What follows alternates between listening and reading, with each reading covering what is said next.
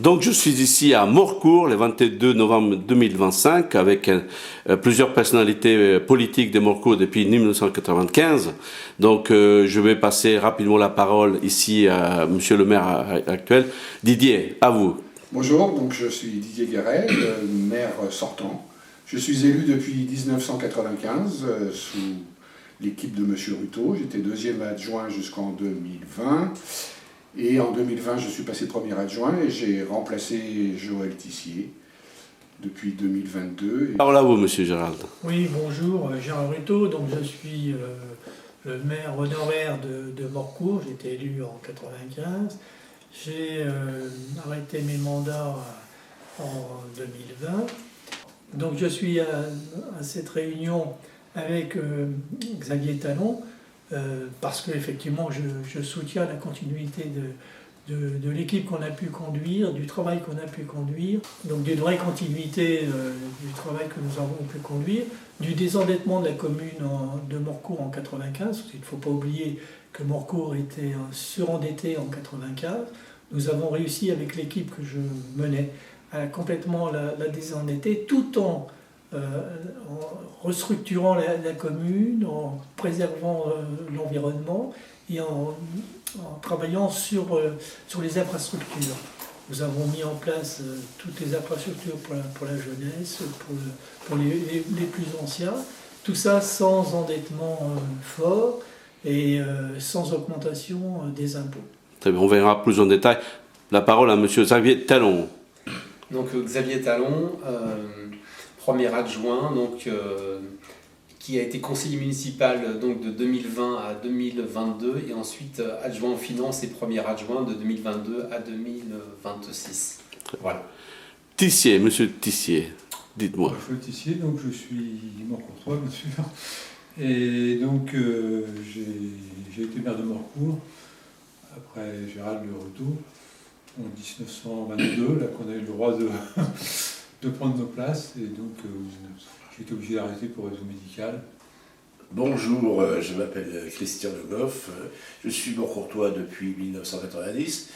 J'ai participé beaucoup à la vie associative d'abord, et puis j'ai intégré l'équipe de Gérald Ruteau en 1995, et j'ai été élu pendant 25 ans comme adjoint au maire. Je suis maire adjoint honoraire aujourd'hui. Je me suis occupé d'un certain nombre de choses, notamment la culture, l'animation, la jeunesse, la communication à une époque, voilà, toutes les animations de Morcourt. Voilà. J'ai eu le plaisir avec l'équipe qui m'entourait de créer notamment le premier marché de Noël de Morcourt en 1996, puis le marché du terroir qu'on appelait les Gargantuades au début du 21e. Et que ça continue, je vois. Et ça continue. Très bien.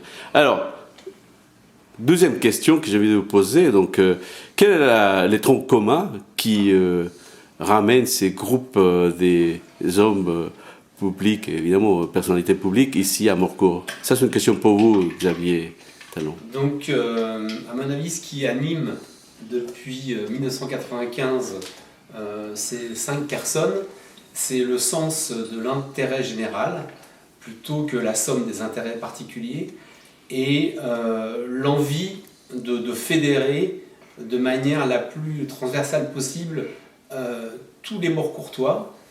Et c'est pour ça, je pense que jusqu'à maintenant, il n'y avait pas d'opposition au sein de cette ville de Morcourt, car à chaque nouveau mandat, les équipes précédentes étaient le reflet de la population. À savoir qu'il y avait des gens qui étaient d'obédience différente, avec des sensibilités différentes. Pour autant, ils ont toujours su travailler ensemble. Il y a eu des débats, comme il y en a aussi actuellement dans le mandat 2020-2026. Mais la richesse d'une équipe, c'est aussi sa diversité. Et je pense que cette cohésion et cette trajectoire qui a toujours été la même, de servir les gens, de les associer à tous les projets en consultant systématiquement les associations pour les décisions importantes, ça a toujours été un petit peu la ligne rouge, le fil rouge pardon, de cette équipe. Et c'est toute une somme de valeurs, le respect de toutes les générations, la prise en considération des avis des uns et des autres, et une mention particulière de faire attention également aux plus fragiles. Très bien. Une peut-être question à M. Didier Guéret. Est-ce que vous pourrez ajouter à ces éléments qu'on vient d'évoquer, de citer? Oui, alors donc pour abonder ce que disait Xavier, nous, ce qui nous anime, c'est le Morcourt Vivre Ensemble, parce qu'on s'est toujours battu pour ça, et que tout le monde trouve sa place, les jeunes, les seniors, et toutes catégories. J'ai une question, j'allais un peu provocatrice. La ville, effectivement, a changé. On voit justement une nouvelle... une diversité, des têtes nouvelles. Et ça, quelque chose bouleverse les paysages politiques locaux. Est-ce que vous avez conscience que cette ville peut aussi changer et puis demander peut-être un autre type de gouvernance, même si je comprends bien ce que vous faites, ce que vous dites, ce que vous avez réalisé, justement. C'est comme une question des fonds. La ville change et peut-être il demande aussi que ce soit un changement dans la direction, non? C'est provocatrice ma question, mais allez-y. La ville change, mais si la ville change, c'est que nous avons voulu qu'elle change. Nous avons voulu qu'elle change d'une manière très, très modérée. Le premier objectif que nous avions, c'était déjà désendetter la ville, pour pouvoir organiser cette ville. Ensuite, grâce au travail de l'équipe, et notamment de Joël, nous avons travaillé sur l'environnement, c'est-à-dire conserver tous les coteaux agricoles, les protéger, et puis construire la ville sur la ville. Nous avions un problème avec les logements sociaux. Nous avons travaillé pour que nous soyons dans la loi.